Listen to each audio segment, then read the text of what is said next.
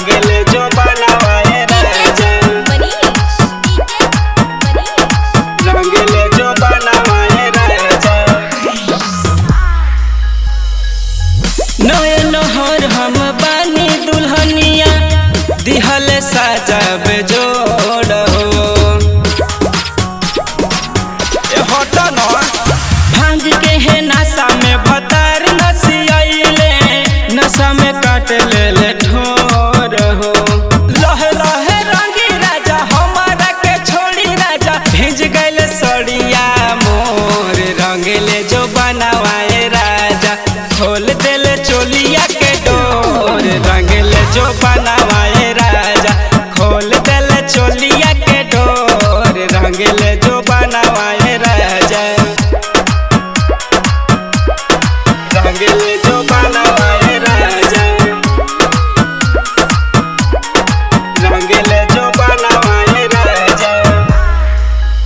कबो ऊपर कबो नीचे कबो हमारा के खींचे रात दिल झक झोरी तू ऐसन मजा मारी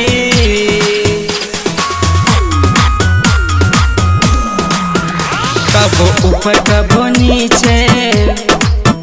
कबो हमारा के खींचे रात दिल झक झोरी तू ऐसन मजा मारी रंग अबीर जानी हमरा से दूर करी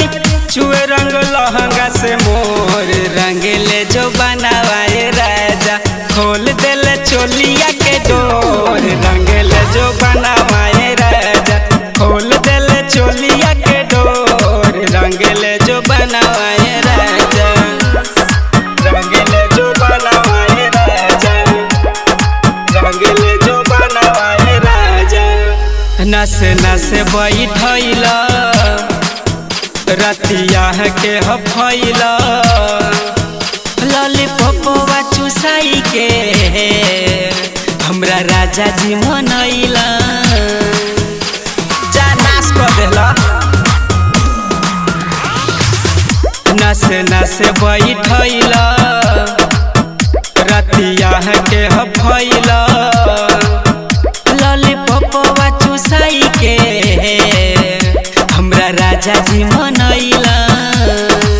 लोहे लोहे रंगी राजा हमारा के छोड़ी राजा भेज गइले सड़िया मोर रंगले जो बनावाए राजा खोल देले चोलिया के डोर रंगले जो बनावाए राजा खोल देले चोलिया के डोर रंगले जो बनावाए राजा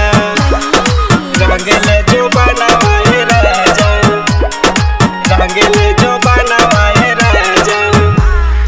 छोटू से हम बतलाई चार बतियो सुनाई होई होठवा पदगिया छोटिया के देखाई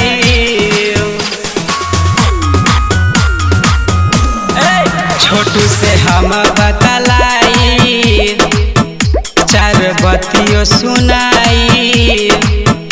होई होठवा पदगिया